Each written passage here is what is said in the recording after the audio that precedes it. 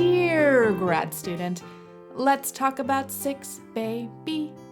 See, what you don't know is how funny it is to start the 6th episode this way because my guest area of research is sexual identities like BDSM and kink. Anyways, today's episode is all about being an instructor of record with my old friend and motivator from undergrad, Phoenix Crane.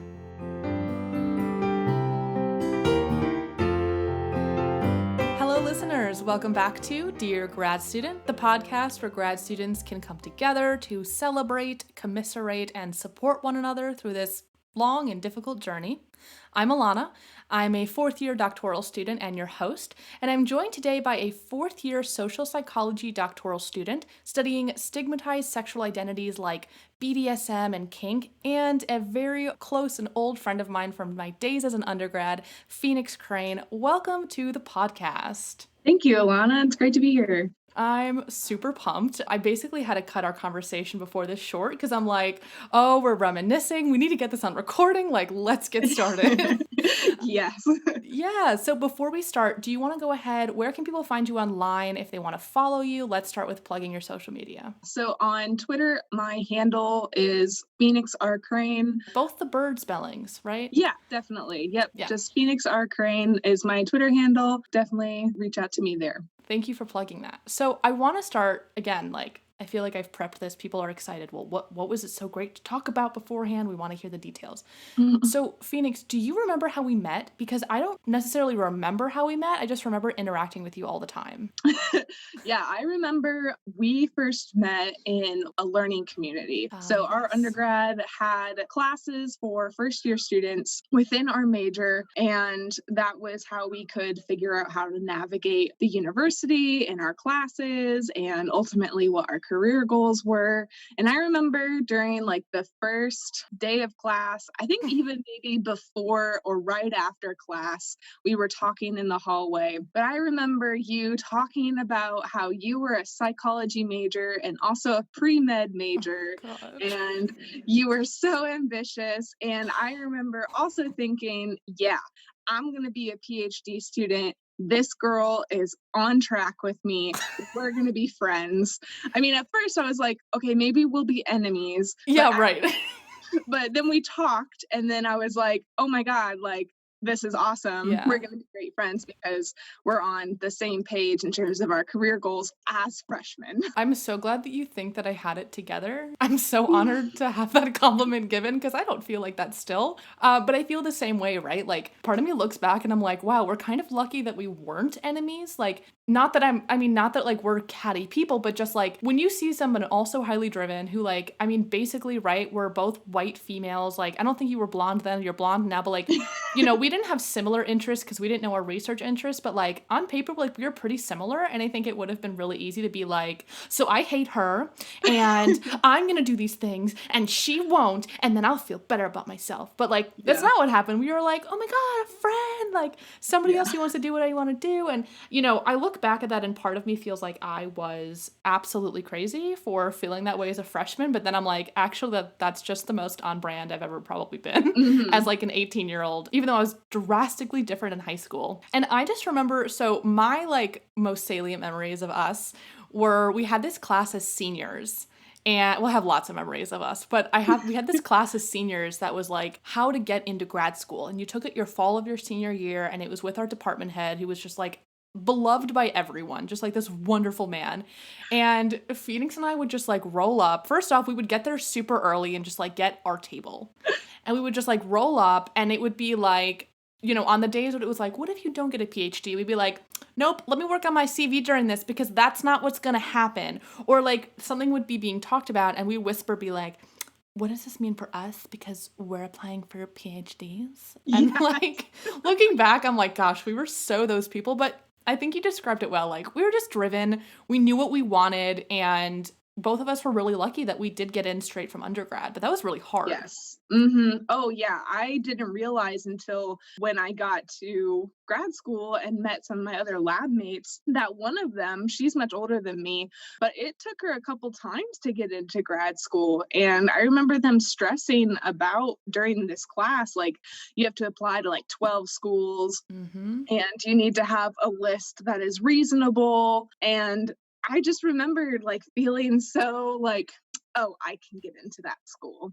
I can get into that Oh, school. yeah. And then And and then then I the didn't. yeah, and then the letters started coming in, and you're like, Yeah. wow, here's the start Yeah. of my imposter syndrome. Oh, But yeah. we both got in, and especially I remember you having to take the GRE 3 times. Oh, Lord. I remember, like, and I've said this on another episode, right? I took it November 14th, the literal last possible day I could to get scores into schools by December 1st.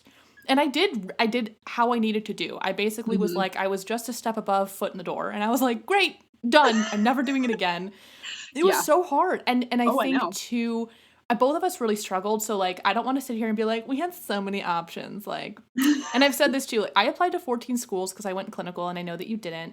Although I don't think I applied clinical at all my schools just because I think there was one program that required the psych this is embarrassing. There was a school that required the GRE subject test for psychology that was clinical, but I didn't take that, so I just applied experimental there.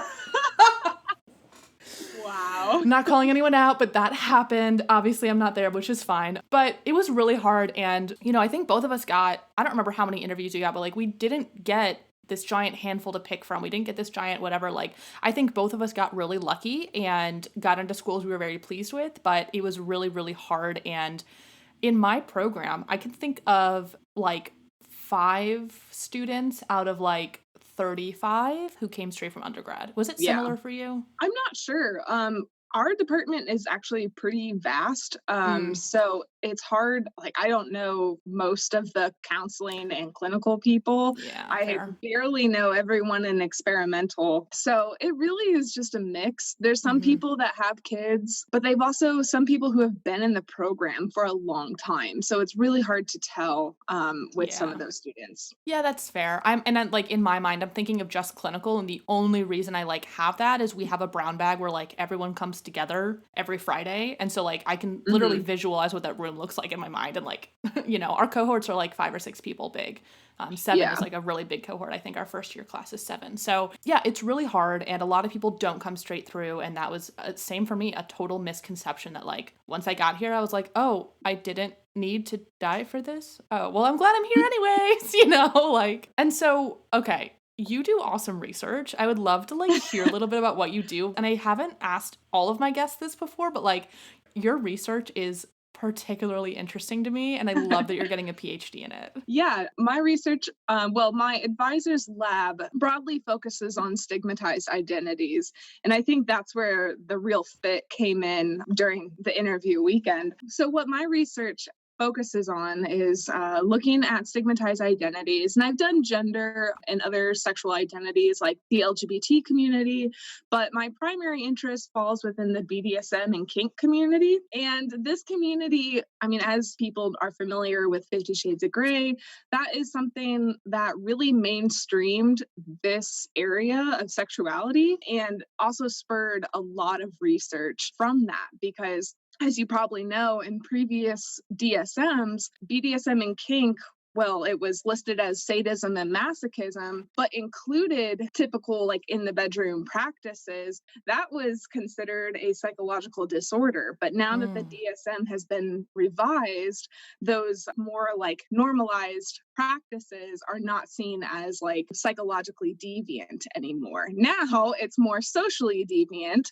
So mm. it fits into my program of social psychology and understanding these relationships and also understanding BDSM and kink as a potential identity, which is my newest line of research. Which I love. I like love this idea of like normalizing and also talking about like it is stigmatized and what that means and like how that is affecting people and also affecting these practices, right? Because Yes. there are very healthy ways to engage in BDSM and to engage in kink, psychologically healthy, physically healthy. Like there's benefit to, I don't know if the word here is satisfy, but like satisfying some of these like desires that people have and like getting to do things that they want to do without the stigma attached. Like, Hmm. BDSM is not abuse. Like, let's start there, right? So, Yes, yes, yes. I mean, and that is the thing is there's so much like misconception about this community that it is abuse or that it is like dangerous. And it's really not. BDSM is founded on consent. And so anything that happens is within those lines that are created by the people who are participating in it. And so these portrayals, like in 50 Shades of Grey and other media, are inaccurate in some aspects. They may be beneficial in some because it's bringing awareness to this community, but at the same time, it's also one step forward, two steps back. And so that's definitely a main goal of my research, is to get rid of these misconceptions and educate others about this community, because several studies have shown that even like with personality, people who practice BDSM are higher in extroversion and openness, lower in neuroticism compared to people who do not participate in BDSM. So it does have these like psychological health benefits, and that needs to be explored more. Definitely. And for those of you listening who are not psych people, right, neuroticism is like anxiety. It can be like, negative affect or negative emotion, things like that. And we know that people who are higher in this like area of personality, they have a lot of poor health outcomes potentially. They have higher instances of mental health problems. And so to say that actually engaging in this practice that is stigmatized and that people think, is abusive, whereas you're like, nope, founded on consent actually, is having these positive mental and physical health benefits potentially. You're right. It's a really important area. And even as we're talking about this, I'm like, wow, like maybe you need to come back and we need to talk about this for a whole episode, because I think we could. That would be awesome. That would be. And so today's episode really is about being an instructor of record as a grad student. And this is something that I have not done. I've not had the opportunity to do. And as a clinical student, probably just like haven't had the time to do, as I'm like spending most of the time I maybe would have had to be an instructor, like learning how to be a therapist, which shockingly takes up like 20 or 30 hours a week. And so first I want to talk about like, what does it mean to be an instructor of record versus a TA? Like, do you have a good definition of that for people who don't know the difference? That's a great question. In my experience, being a TA is being a helper. So there is an instructor of record, and you as a TA are there to help with the grading and any other tasks that potential instructor may need. I've been a TA once, and it was to a grad student. And the norm, at least here at my university, is that you are an instructor of record. The only TAs that we have here are for the undergraduate statistics courses and the graduate statistic courses. At my university, being an instructor of record as a grad student is like very much not the norm. It is like quite rare. Not that it doesn't happen, and it mostly just happens in experimental versus clinical psych. Again, I think just like the therapy requirements just take more in your time. But a lot of us TA, and what it looked like for me, so our Psych 100 classes, or Psych 1000, Psych 101, whatever you want to call it, were like 500 person lectures, and it was like one instructor of record. What it was that I led 4 labs, which were like groups of 25, and we would meet once a week. And it was like, okay, this is what we learned in this room of 500 people. Let's talk a little bit more in depth. Let's actually like let you ask questions. And so I like quote unquote taught a class, but it was like the material was generally already there. They did little quizzes, and I was there to like do some examples. Like we did like a conformity study example. So it was just a smaller version of the big class. I did do some grading as well, but it sounds like quite different than your TA experience. Yeah, and I will add to my previous statement, I think it's very similar for the undergraduate statistic courses and perhaps research methods. But I know our Psych 1300, which is our Psych 101, is not structured in that way. Yeah, every university does it differently, which is also why, like, I think TAing is a whole conversation in and of itself, because that looks so different. But I do feel like instructor of record means instructor of record. You do the grades. Sometimes you're completely developing the syllabus, or you're creating the exams. Absolutely.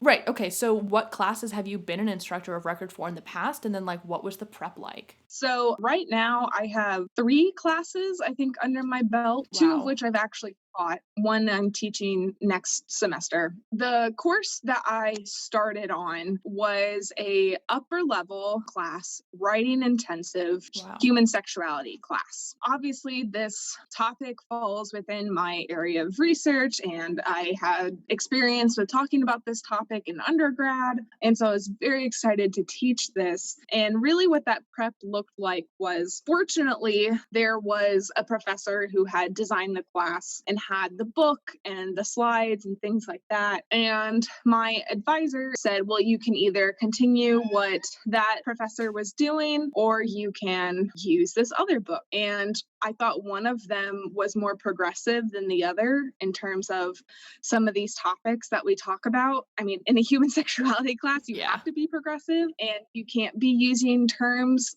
like transgendered and like transsexual and things like that. And the topic of BDSM, especially within that other book, I was uncomfortable with. It wasn't portraying it in an accurate way. And I started with teaching online. So I had an example of a syllabus, but, you know, ambitious, second year student. I was just going to ask what year you were, because that's already, I'm like, wow, this is a lot. Yeah, second year is when everyone started teaching. So we had this outline of a syllabus. We actually took a class in the summer previously on teaching. And so we developed our syllabus in that class, which was nice. But I wanted to put my own spin on things. And so one, yes, there's the discussion board, but I wanted it to be fun.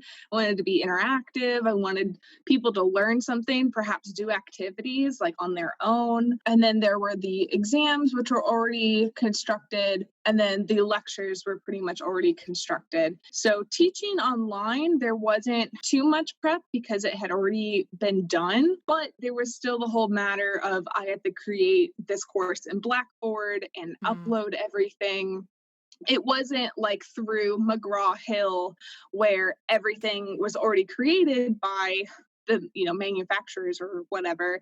I had to upload it all and I had to vet everything. And then because it was writing intensive, oh, that was the other thing. A research paper was a main component of this course in terms of grading. Sounds like a lot of work. Yes, it was a lot of work. Each semester I messed with the research paper, changing like how I wanted students to turn it in, how much time like we spent on it. So I tried it multiple ways, and unfortunately, students really struggled with this course. I think going in, students were like, oh, human sexuality, like this will be really easy. And then it's writing intensive. And that was a lot of pressure and work on them because not only was it the research paper, it was the discussion boards and the exams that were writing intensive. So it was also a lot of work for me. Yeah, it sounds like a lot of work for you as a second year. I mean, I think about me as an undergrad. I had a very good English teacher in high school, but that was near the end of high school. And near the beginning of high school, I messed around a little bit. So I wasn't the strongest writer coming into undergrad despite great teachers. I also just like avoided doing work in high school, but that's a conversation for another time. And it wasn't until I got to grad school that I was like, wow, I'm actually a pretty crappy writer. And I'm not saying that from like imposter syndrome. Like I have a lot of work to do and I'm like constantly working on my academic writing. And so to think about you as a second year grad student and onward, having the weight of undergrads who probably need to improve their writing skills kind of on your shoulders. If it's a writing intensive course, you as a writer of undergrad 23-year-old are in charge of 18-year-olds or older ability to write. And we're not English majors. Although I think, weren't you an English major? I was an English minor. Oh, that's right. Okay. Yeah. So, I was not. I did psychology because I was like, you don't have to read or write. That was funny. That went well. Yeah. So as you can imagine, me, an English minor who cares about this and wants my students to improve their writing. I mean, these were students who were juniors and seniors. Oh, so they were like 2 years younger than you. Yes. But from my perspective, I'm like, y'all should know how to write a paper by now, right? And I was shocked to see how many students were not given the adequate tools for this class to write a paper. And so it was really a struggle for teaching this class. And I taught it multiple times, a few more online and then one in person, to just see the quality of these papers and just feel this strange conflict between how much time do I spend teaching them the basics of this course when they should have already learned this information previously? And how much of it do I focus on other things that they need to be learning in this course? And it was a really uphill battle, you know, because inside of me, like my moral code is like, they need to learn how to write these papers and Yeah. grammar and just things like that. And the more I taught this class, the more I got burnt out and was getting really exhausted because the workload was so intense. I mean, there were 60 students Oh my for each. God. Yeah, for In my each. mind, I'm like, oh, she's talking about 25 to 30 students. No, it's 60. So 60 Wow. papers. And that's also why I adapted the turn in requirements of, at first I was like, okay, let's do it step by step together. You'll get more points, blah, blah, blah. That was a lot of work. So I changed it to paper one, paper two, and they didn't like that either. And I think it's just one of those courses that because it's writing intensive, it just really takes the life out of it. And students Yeah. don't enjoy it as much as they should. And like that's really unfortunate. And you bring up like two really good points, right? So first, that conflict. Again, as second year grad students, I mean, I'm a fourth year now, and I am having these realizations. So anyone listening who is my supervisor potentially, yes, I'm starting to feel like I have it together and I know what I'm doing. I'll admit it. And if you ever ask me, I'll deny it. But I hear you talking about like this conflict you had to balance with undergrads as a second year. And I mean, I was still flailing around at 60 miles an hour. So thinking that, everything else we do as a grad student, all of the research, we're figuring out exactly our area, we're figuring out our brand, maybe we're publishing for the first time, you're doing your thesis, like we were only 1 year into living in a new place. And what you do as an instructor of record matters to you, right? I Mhm. mean, inherently, these things matter to us. I don't Right. know what your career goals are, and maybe that's my next question, but dealing with that conflict sounds heavy and sounds stressful. Like you said, your moral code was like, I need to teach these kids to write too. Has that changed your career goals since you started grad school? Like, what are you hoping to do at the end? I mean, I don't know how long your program lasts. I'm going to be here for eons, but I don't know how close you are and how this might be influencing what you want to do. Yeah, well, I came in and I wanted to be 4 to 5 years, and then done. And originally, I was entertaining the idea of doing 4 years, and I was like, "I can do this." Like, a previous lab member and under my advisor got out in 4 years. I'm like, "Oh, cool. If he can do it, I can do it." Well, what happened with, like, my thesis got delayed, that really set me back. For anyone hearing cats in the background, Phoenix has 5 kittens in the room with her right now. So you may hear little screams. They're just Yeah, kittens. yeah, sorry. It's okay. Um But really, I mean, I haven't really thought about it until you're kind of saying it, like how Oh, great. much Sorry. I was under. Like, Yeah. no, I mean, because here it's expected. And like looking back, I'm like, ooh, that's I don't know. I was taking 3 classes a semester and Wow. That's a lot for mhm. social psych. Yeah, well, that was I mean, I'm done. I'm done. I got done with classes last year. I had one more class. So that was nice with taking all these classes in your first 2 years and getting it done so you can focus on your research. But like you were saying, I'm taking 3 classes a semester. I'm also doing my thesis and I'm trying to get used to this definitely new environment. Yeah, I heard you say y'all before. Is that new for you? No, and Okay.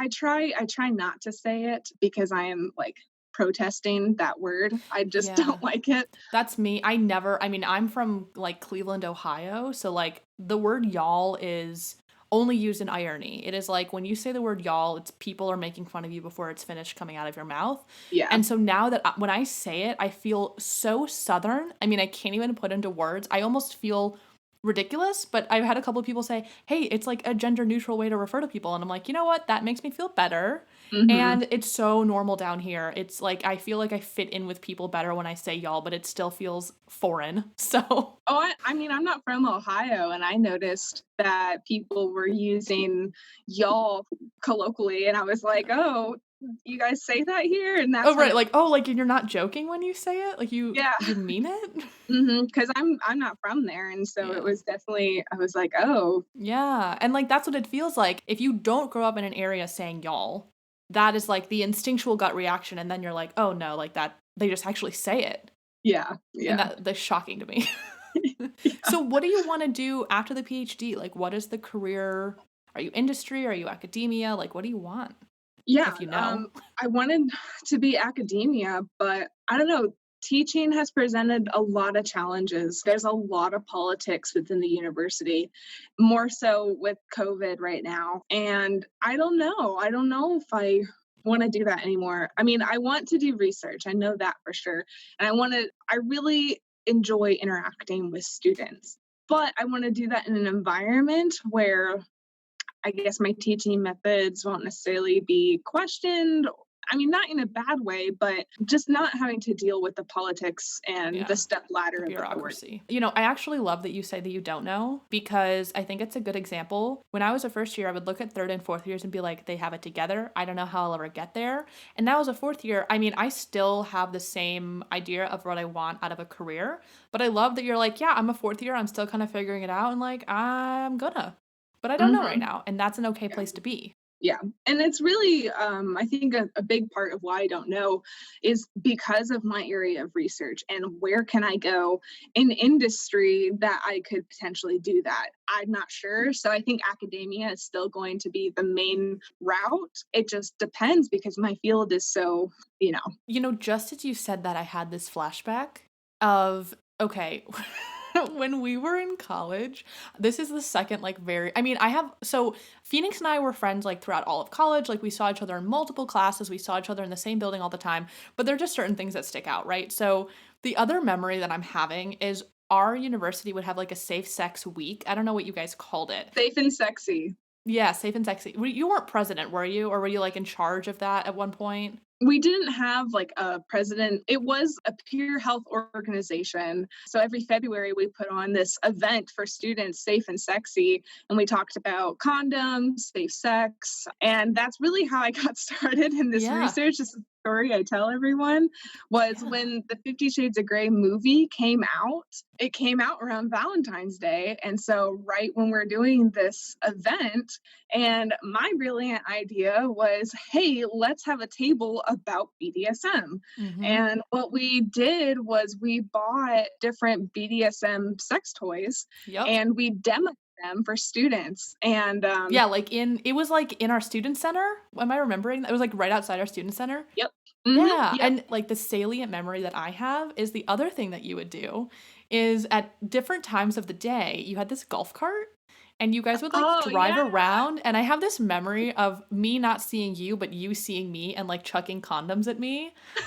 And I just like I think like I don't think about that all the time, but like that is just one of those memories that I'm like, that's perfect. Like I was walking, it was right by our psych building. I was walking into the psych building, and there you were on your golf cart sitting in the back, and someone was driving it, and you were just like stopping and handing out condoms to people for free and like raising awareness.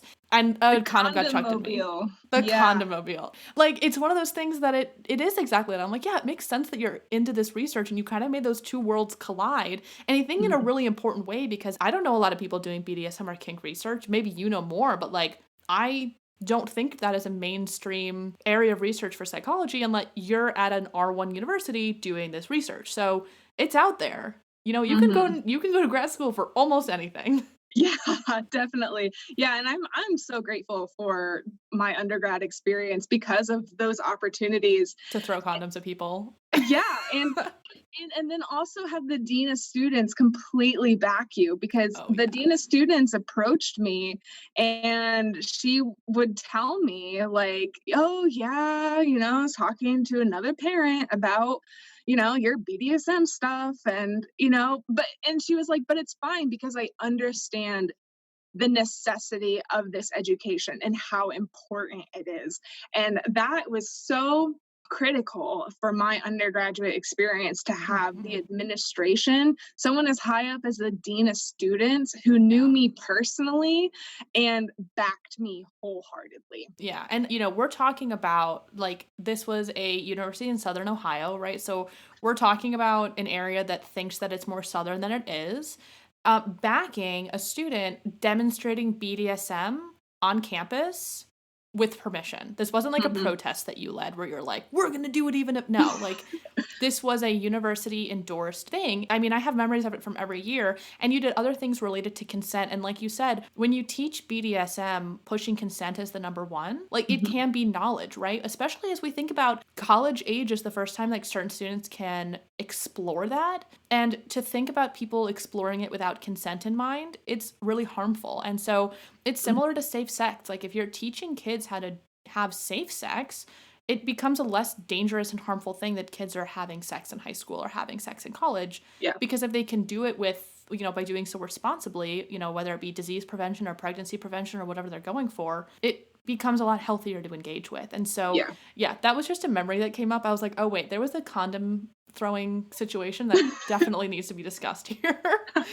And so I love that you've said that like one of your favorite parts of being instructor of record is interacting with undergrad, and clearly you had a great undergrad experience. So what has it been like now then? Tell me about interacting with the undergrads. What has that been like? Why is it so rewarding for you? Like specifically as an instructor though, I'm sure you probably mentor some as a researcher in your lab too. Yeah, absolutely. So I mentioned that second year students, that's when you begin teaching. But in my lab, your first year, you are the lab manager. And so that means you're in charge of all the RAs. So that was my first experience with working with undergrads. And I really enjoyed it because I like working with undergrads. Like I did that in undergrad as Me an too. undergraduate. Yeah, exactly. And so it was very nice to apply it in my first year and not have to worry about the teaching. So I had about like 7 undergraduates and we met bi-weekly. We didn't have a whole lot going on in the lab in terms of research at the time. So really, we just focused on professional development. And as an undergraduate student, one of my jobs for 3 years was working for the Career and Leadership Development Center. So I got to apply a lot of that. And we talked about interviewing, we talked about resumes and CVs. We did teamwork activities. And so that was really similar to what I did in undergrad. And it was really nice and low pressure. When I started teaching, it was definitely more pressure, more students. Also teaching online, I have a lot of non-traditional students. And so that was new. But because of the subject matter and the location for in which I teach was also a whole other issue trying to navigate. So it really flipped very quickly. And I really loved the discussion boards that I did with my students and seeing what their thoughts were and what their experiences were, because it was my way to get to know them, especially online and especially with non-traditional students. Like that's an area that I had no previous experience in. Yeah. And so that was really nice to see them engaging with and really hearing their thoughts about what they enjoy about the class and what we're discussing. So that was really rewarding in terms of that aspect. I'm so glad you started with the positives, because I do think it's really easy to be like a jaded grad student, right? It's so easy to be like, oh, the undergrads aren't doing their work, or like, oh, they don't take this seriously. But it's like, number one, we were all that student, at least in one class, not taking it seriously enough. We all had experiences in our early 20s, late teens of just like not being the best versions of ourselves. Yeah. And so for me, it's easy to judge. And at the same time, it's like, yeah, I was definitely that girl. Like I for sure was that person too, even though I had a lot of success and done fine. So I like that you started with the positive, and I feel similar. The learning community that you mentioned at the beginning, where it was like how to navigate your psych degree, how to prep for what you want to do later. So if you want to get a PhD, like start as a freshman, join a research lab, So I got to teach that course for 2 years as an undergrad, and that was my sort of foray into like, oh, this is what mentoring is. Oh, I really like this. And honestly, like I feel like part of that passion is in this podcast now, because it's very much like people are flailing, and I would love to be a voice in that void. I would love to just be like, hey, like it's okay. Or hey, here's other people also flailing and like we aren't alone. I very much had that experience mentoring freshmen. A lot of flailing around that time. So I think that my passion for that extends in many areas, and it's also why I also want an academic career. And I also have to imagine, like you said, right, let's put this into context. You're teaching about human sexuality and doing research and BDSM and kink. And I have to imagine that maybe there was some difficulty with students too, like students not taking you seriously or some disrespect. Like, what was that like if that was the first time dealing with it? Absolutely. When I first moved here, I was accused of being a liberal. Oh no. Yeah, Bad. I know. I mean, now times have changed and we hear that as an insult, I think, more often. But I was surprised moving here. And also, I did a certificate in women's and gender studies as an undergraduate, which really meshed with my career goals. So, coming as a feminist and someone who is interested in sex research, and is in a liberal field in general. And I Yeah. don't know if you remember, but during the 2016 elections, like I remember seeing a map of the state of I was Ohio, just gonna bring this up. and around where our university was, it was green because everyone wanted Bernie. Yes, it was the one county in the entire state of Ohio that went Bernie over Hillary. Or was it Bernie Yes. over Trump? Or no, it No, was Bernie over Bernie Hillary. over Yeah. Hillary. The Yeah. one county in the entire state of Ohio. Yes, and that's what I use to describe like how liberal our university was. Even though, like, individual people, I mean, not to say, it's not like conservative is a dirty word either. I'm sure there are people Right. listening who are more conservative, and like, I have friends here who are, and like, that's not a problem to me. Yeah. But just like putting into context, like, individual people were often conservative, but as a whole, we weren't just a democratic university or like student body, but we were like left of that. The whole state of Ohio, like, we were the only county. Yeah. Yeah. And so here, my university is more moderate, I would say, in terms of political leanings. And in terms of the sex education, it's Different. minimal. A lot of high schools will only have abstinence only education. And so students who are in my class, especially these non-traditional students, are getting this education for the first time. And it was hard for them to hear some of these topics talking about the LGBT community, talking about BDSM and kink. There's a whole chapter that was about masturbation, orgasms, and just self-pleasure in general. And I had various complaints for that chapter, even though it was in the book.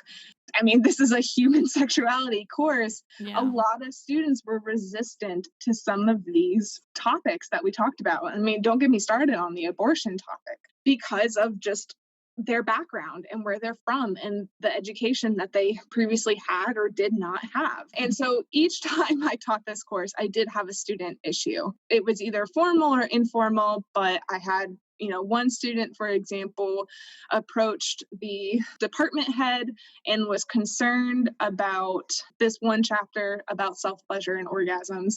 And it was waived and it was like a non-issue. But this student felt compelled to try and warn other students about what we were talking about because they felt uncomfortable with the topic. Which I think is somewhat understandable if this is the first time you're talking about these things. Yes. Yeah. Like, it's not even like you're sitting here being like, well, they shouldn't have felt uncomfortable. No, like, this is a course to be like, this is going to be uncomfortable. And it makes a lot of sense thinking about people's background that this may be uncomfortable for them. So, like, I'm hearing this and I'm like, yeah, that makes sense. And that's really hard.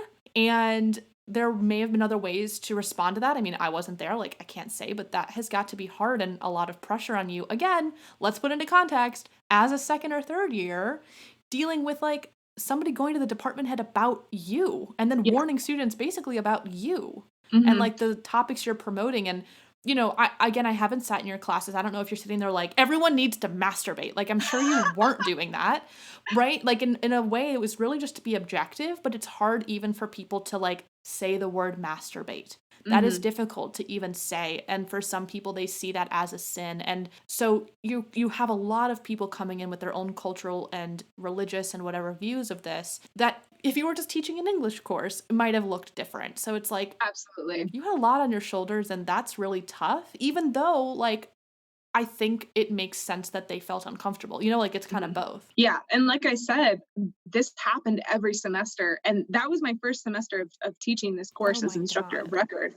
And that kind of set the stage of like, oh, this is what I need to prepare for. And I tried to be, as open as possible. And when I taught the course in person, that was my opportunity to do some of these activities and discussions like in the classroom, which is really nice because that's where I prefer to be. And one day, as a treat for one of our discussion days, I had went out and used some research fund money that I had won to purchase some of these sex toys, and was like, this is what some of this stuff looks like. This is what it's used for. Similar to what I did in undergrad of, this is what it looks like. This is how you use it. This is how you take care of it. Not that you need to, not that you should be, but simply education of like, this is X and this is how you use it. this Mhm. is why, this is how it is used. Correct. And then I would have them like pass it around. And I was like, if you are uncomfortable with touching, any of this, just say no, thank you. And like they can pass it to another person. But in my student evals later in the year, there was a complaint that I was forcing them to, touch these things that they were uncomfortable with. And that looks bad on me. And Yeah. so I started to get really worried about how the department was viewing me and viewing me as an instructor, because some of those evaluations, I mean, that's a whole other thing that we can Yeah. talk about. It's hard. You're judged based on those evaluations. And a lot of the time, students who really enjoyed your class will not leave an evaluation. They won't fill it Yeah. out. And so you'll get some that like just really hurt your heart, even though you feel like you did a really good job teaching.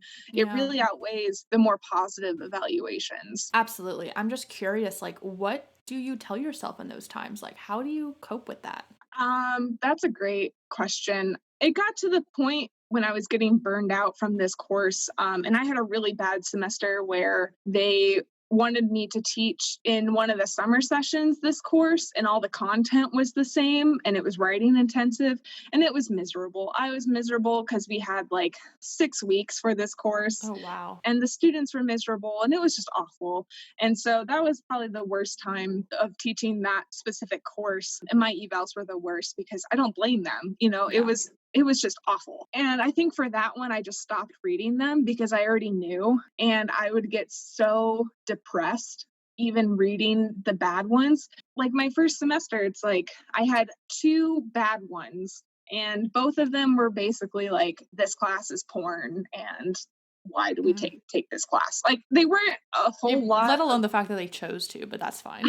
That's a whole other issue. Yeah, I Yeah. know. But like that was the extent of it. It wasn't like attacking me personally, where some Yeah. other ones were like later in different courses. But even those two like really brought me down. And I had Yeah. to like engage in a lot of self-care for that. And the next time I had evals, I had to mentally prepare myself.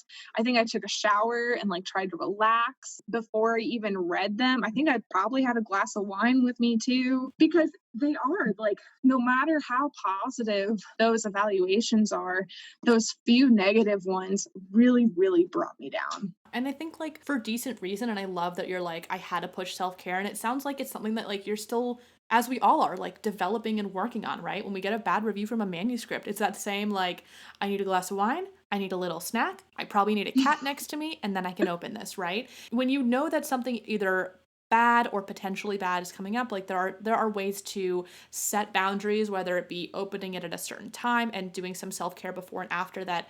I'm glad that you're doing. I'm glad that you're promoting that idea of self-care. And I don't know, like knowing you, I'm like, it hurts my heart because I'm like, she just cares and I'm sure she's doing a great job. You guys just don't get it. But, that's not how the world works, right? And Mhm. so evaluations are just something that if like I said, I TA'd and I did get evals from that, but I was TAing like Psych 101. And I'm pretty sure that at the end of the semester, a student was like, was this your first time? And I was like, yeah. So be gentle. And I joked. And then all of the reviews were really good. And I was like, oh, this is only good because I told them to be gentle. Like I could tell that like half of them were like, she did such a great job for her first time. And I'm like, okay, so yeah, it felt good, but they were all faked. And I was like, okay, Right. well, great. So, to get real evaluations can be painful and or not even always sitting in, a place of truth. And so that has also got to be hard, and not to pile on a little bit more difficulty, but and also not to dwell on COVID because I'm trying to make sure that this podcast is still relevant in 5 years. But I have to imagine that fall semester 2020 has not made your experience easier, perhaps different. And so I'm curious because I know there are either students TAing for the first time or being, maybe the second years in your program or in other programs that are instructors of record for the first time are doing it during this crazy semester. And so what's changed? Like, what are the unique things about this semester compared to others? Well, for starters, I'm teaching a different course. Love that.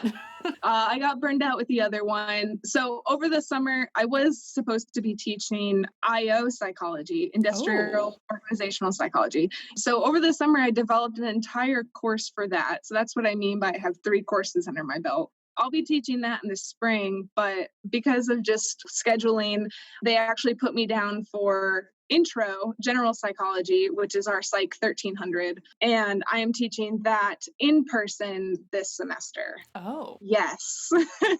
And that was also a monster in itself because our university was renewing or establishing a contract with McGraw-Hill Connect. And that wasn't finalized until like the week before classes started. That sounds extremely fun. Yes, and we didn't get the syllabus like template to use because there's 13 sections of this same course. Oh my God. How many of them are you teaching?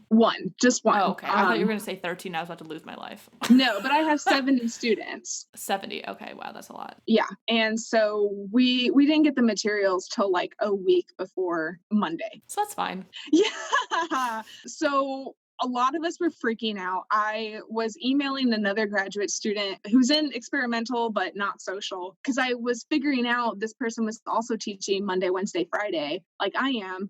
And I was like, hey, what are you doing for your schedule? Because the template we got was for Tuesday, Thursday. How are you doing exams? And we were like talking, and she's like, I am so glad I am not the only one doing this right now and freaking out and literally pulling all-nighters to get this course ready in time. That's what I did for 4 days. Yeah, so as a grad student, going into your 4th year, I don't know if you've already done quals or comprehensive exams. No, I'm supposed to be doing them this semester. So beautiful. Great timing. Yeah. So like all of that is being prepped, right? Your research is probably finally taking off, as I'm personally experiencing. There's obviously the personal element of COVID. And then it's like, hey, you have 1 week basically to put all these things together. Like that, are you good? Like now I am, Yeah. a week into teaching, but I spent 4 days creating that entire course. And there's 13 chapters. So I did 3 chapters a day. And so I created exams, I created quizzes, there's an online component. So I did that. And like, luckily, thank you, McGraw-Hill, for at least like having the lectures and like the test banks already made. Oh, thank So God. I just had to like choose things. Yeah. But I mean, for the human sexuality course, that was all me. So it was definitely a different prep, but still a lot of it within the time period that we had to create the syllabus and do all this. And I'm still creating lectures. Like, luckily they gave us outlines, which is like basically instructor notes for lectures. So I can just like copy and paste those, but I'm still adding activities and things like that, preparing for in-person lecture. And I'm trying to get all that done so I can focus on my quals, because I haven't even gotten all my articles and stuff for that yet. Yeah. So is your quals an exam? My quals is a 2-part exam thing. So it's structured in which we have about 100 articles to read. There are about 20 of those that are core that like everyone covers. And then the rest are like on our specific discipline. And then there are 9 questions that our committee members write. And we have exactly 4 days to answer 7 of those questions. And then they grade you, pass or fail, basically. And then there's an oral component a few weeks later in which you answer the other 2 questions. And then they pass or fail you based on that. Wow. Yeah. Mine, we either write and submit for publication a meta-analysis, or we write an NIH grant, a National Institute of Health predoctoral grant. Interesting. Some people submit, some people just write the grant and like submit it to their committee, and then they do the project or they don't. I will be writing one eventually, and that will fund me to do my dissertation if it gets funded. So totally different. I think that like they switched this a few years ago because they wanted something like useful to come out of the time we put in, but that sounds really intense for a quals. I mean, that's what it's supposed to be, right? It's supposed to be like you are ready to do a dissertation, you're qualified to be a PhD, and like it should be hard work. And I don't think, I mean, hours-wise, ours probably take more hours, but in terms of pressure-wise, yours sounds highly, highly intensive in a short period of time. Oh, it is. And I've talked to a couple of people who did their quals last year in my lab, and I was like grilling them of like, what does this process look like? What did you do? And so I like have a plan for what I need to do. And a previous grad student who graduated and passed, obviously, I was like, okay, what did you do for organization? And how much time did you spend reading these articles? I know you did 3 a day. And she said, probably set aside 2 months before you take your exams. Wow. So right now I'm like, okay, I need to figure out when I'm starting this 2-month period, when my quals are going to line up all in, this Yeah. fall semester of me teaching Monday, Wednesday, Friday. And I've already kind of figured out, depending on where my quals fall, I'm going to have a sub go into my class because that is valuable time that I need to be working on my quals. Wow. And so that sounds like a lot. Tying it back here to Instructor of Record as we're coming up to our hour of recording here, what would you say? I mean, I know we're in a strange semester, so let's think generally, but what would you tell a student who is either being Instructor of Record for the first time, or maybe they're a first year or they're an undergrad and they're like, I want teaching experience. Maybe it's somebody who wants to work at a teaching university. What would you say to someone who's doing or going to be doing Instructor of Record for the first time in the next couple of years? Prepare for the work. And I know that's like pretty general and not very helpful. But as I said before, it's kind of the expectation here at my university. And it wasn't really conveyed to us the importance of that. Like, it wasn't until you and I were talking about doing this episode that I realized other grad students are not instructors of record. And No, I'm an RA. I like TA'd my first semester, and then my second semester I helped a professor develop a course as my TA, and I've been an RA doing like research visits and things for my lab for the RO1 that my mentor has since. So yeah. like, no. Yeah, and it's everyone. It's clinical, it's counseling, like, because clinical, I think, will start teaching, and they take more classes than us too. I know Yeah. that. I'm still in Um, classes, although I'm doing like electives to be fair, but like I didn't have time to do electives before. yeah, and then we have a clinic too, and so when they're not doing that, they're also doing the clinic and Yeah. like being a therapist. And I don't know if they're doing both at the same time or switching on and off between semesters. Yeah, it could be I know different, someone who who's knows. also trying to do internships right now and is also teaching, and it's craziness, and that's the expectation for my university, and I did not realize that until you and I started talking. But also, I think that that's a good point too for people who are applying to programs. Paying attention to what your expectations or requirements are like, don't be afraid to be like, what are the real expectations for teaching? Because I didn't know what to expect. I knew I wasn't at a heavy grad student teaching university, but you were. And so, like, I'm hearing what you're doing, and I'm like, I don't think I would have done well in a program like that personally, even though I like teaching, even though I like working with students, because it just would have been a lot. And my whole problem is usually prioritizing because I get excited about so many things at once. So it's important knowing yourself and knowing what the expectations are. And when we talk about fit of a mentor, we talk about fit of a program. When we're talking about fit of a program, this is what I mean, right? It's not just, do you want to live in this city? Because, like, is that important? Absolutely. But you're only going to be in that city for 5 or 6 years. And even the really small college towns, most people do okay in. And so what we're really talking about is like, are you going to be able to thrive in this kind of program? Is it set up for you to succeed? And if I had gone to the university that Phoenix is at, that answer may have been no. It may have been yes, but it sounds like I would have been really overwhelmed. And honestly, like, I'm looking at you, I'm like, okay, so you're a superhero, so that's fine. Like, I mean, but I you're think kicking that's ass. what has saved me is Yeah. because of that ambition and drive that you and I have. I think that is the only thing keeping me afloat because it is a lot, and I'm realizing that. And I'm like, holy crap, I'm dealing with a lot. And I mean, going in, you're told that you're going to be teaching and things like that. And you're like, awesome, I want that experience because I Yeah. want to work with students. I want to potentially teach in my career path. But you're not told, oh, yeah, and you'll be balancing your classes, you'll be balancing your research, and you will also have to do everything for this course. It's Yeah. all on you. I mean, I asked, like, can I have a TA for this writing intensive course? And someone literally laughed in my face and said, Whoa. graduate students don't get TAs. And I was Oh, like, what do you mean? wow. Like, I'm dying because it was so much work. And they Yeah. say, like, oh, your research is the most important, your research is the most important. But then we're in class and they're like, no, this class is the most important. And Yeah. then you should be, committing 20 hours a week to teaching because you're getting paid, that's your Yeah. stipend. And so the priorities seem to, like, they're saying one thing, but then how it really falls is just like this overwhelming, like, mountain of work that you have to do. Yeah. And so it's again, right? Like, even when you're in a program with fit, it's about prioritizing, right? It's about like, not only, okay, everyone's saying that this is the most important. No, this is the most important.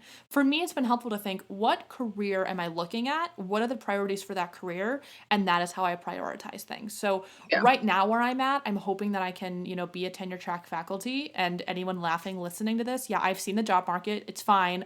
We're just going to avoid that right now. I'm not going to be on it for a while. So I'm hoping for like an academic career. And I love doing research, and I love, well, recently loving statistics as I'm understanding it more and being independent in that. And so I try to prioritize research. And, then after that, it usually comes clinical work, and then classes, and then other things, even if those other things are really important. Right. And I do the podcast in my free time, so I don't even put that on that list. This is like honestly kind of self-care for me, because Yeah.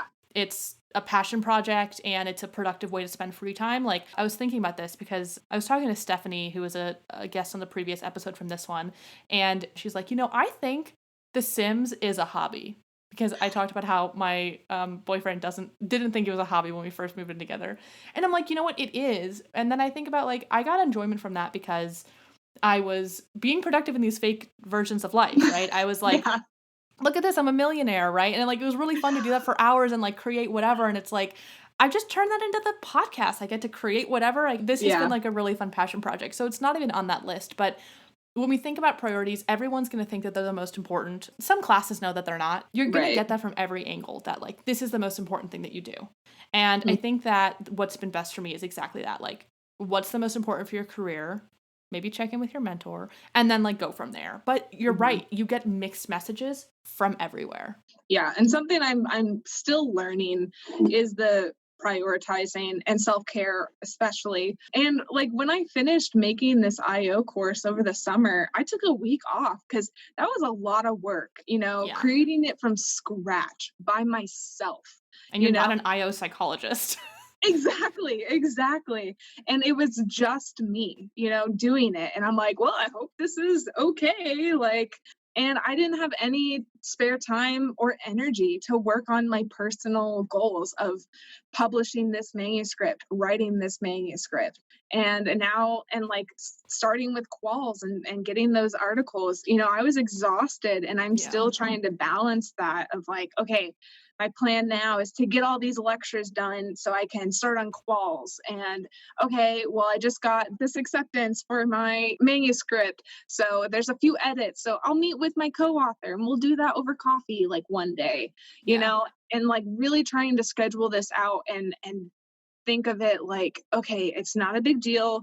You'll get to it. Like you always do. You always get to it. I have to remind myself of the same thing of like, even if it's not done this day, like I'll put on my to-do list and I'll get really hard on myself. Like, I didn't get this thing done, but it's like everything that I've put on a to-do list so far has gotten done, and it will get done. Yeah. And just like, it really is a lot of independence, and so much that you're kind of scared of it, because kind of like with what happened with me personally is like, I make these executive decisions, and then later down the road, someone is like, well, why are you doing that? And then it's like challenging these executive decisions that I made when I was doing this by myself. And then when there's like an issue coming up, then like I am potentially the bad guy, because there was no, oversight necessarily, or it was just so much work on me and independence. And like, that is the expectation. You're a grad student, you should basically know how to do this. And what I'm trying to remind myself is, no, you are a grad student. You don't know everything yet. You're still learning. It's okay to mess up, because that's happened. I mess up, I'm learning. So I think that's another important thing for anyone, especially if you're an instructor of record and you do have all these challenges with independence and authority that you didn't have before. So if you mess up, it's okay. And you know what? Like, you learn from it. That's the ultimate thing, is like, you'll learn from it and you'll become a better graduate student, a better instructor, whatever. That was a beautiful bow at the end here. Thank you. I really want to add in, so now that I'm teaching intro, I'm assuming all my students are freshmen, and I'm honestly enjoying it more than the human sexuality course so far. I mean, it's only like, we're going into the second week, but I think because it's a younger audience and they're all like deathly scared of you. Yeah.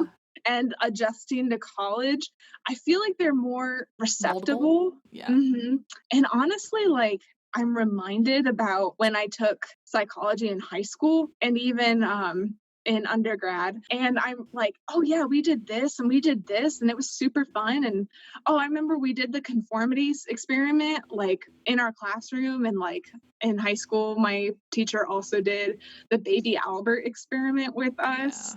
And I was like, oh my God, I can do this with my students. And I'm an in-person course. So I'm like actually excited to be in person, even though like we're in the middle of COVID and like numbers are going up. I'm like, this is awesome because they can have this hands-on experience. I'm going to be excited about lecture, and like it's just going to be us doing activities together and them, learning this information in a hands-on way. And it's going to be fun. And so far, I've really enjoyed it, like way more than the human sexuality course. Yeah, I'm really glad that you added that on too, because despite all of the difficulties that you've had, and it's like been a stressor on top of all the grad school stuff, like we really haven't even talked about like the stresses of grad school above quals here. Like all of that is still going on, and so I appreciate your ability to like pull out some of the positives and to end here with being like, it sounds like you're able to like tap back into that passion part of it for you. Yeah. I'm hearing you be super flexible with like everything with COVID. Like we didn't even talk about the fact that I'm sure you're anxious teaching in class and like you are very well aware of the risks and it's just what you're being asked to do. And so taking that in stride and trying to be as safe as possible and create an enriching learning environment for freshmen, like thank you for what you're doing. And I hope that it continues to go well. Thanks. You're welcome. I mean, I think it really helps like with perspective. And like the first course I taught was this writing intensive, super stressful course instead of what other people taught was the Psych 1300, and they went up to, bigger courses. It's kind of nice like going backwards, but at the same time, I'm like, wow, this would have been a little nicer, to have this first. So to anyone who's like super ambitious, like you and me, that's great. Just understand like the amount of work that's actually required. And, you may think you're okay with it, but you'll get burnout really quickly, really quickly. And I think that is a good sort of like warning in the like, let it benefit you in the areas like getting into grad school, but also be really cautious of the areas that it can bite you in the butt. Like perhaps doing that human sexuality course as a second year, I don't know if you had an option or not, but like as exciting as that sounded, it's like there's also reality that comes along with like some of the most exciting parts of grad school. Like I'm really excited to write this grant and it might mean that I take another year in grad school, and like you kind of have to decide like what outweighs what in terms of ambition and what's going to be good for you. Yeah. So, well, Phoenix, thank you so much for coming and chatting with me. For what people don't know is I feel like Phoenix and I took like 2 months trying to put this together because I was like, hey, I'm starting this grad school podcast. And you were like, I want to be on it. And I was like, yeah. And then we took like 2 months being like, what about this day? No, what about this day? Can you do it this day? And like, I'm so glad that this finally happened. And I just want to ask one more time, where can people find you on Twitter? If you want to spell out your handle this time, what is your Twitter handle? Yeah, so my Twitter handle is Phoenix R Crane. It's PhoenixRCrane, all one word. And that is my professional Twitter. So you will potentially see any tweets about sexuality research. You can see some of the followers that I have and who I follow that are also sex researchers. So if that's something you are definitely interested in, like, please send me a private message and I'd love to chat about it too. Yes, and I'll also have Phoenix linked in the description down below. So if you're listening right now on Apple Podcasts or Spotify, you can just go ahead and click that. And I know that, Phoenix mentioned that there weren't many resources that helped her out in preparing courses. I'm going to be looking at some of those over the next few weeks before this episode goes live. And so if I find any, I will add that. If you're listening and there's a resource that you use that is not in that description, send me a DM. I'll add that. I want us to be as helpful as possible for people. So everybody listening, go ahead and give Phoenix a follow on Twitter. And listeners, I will catch you next time.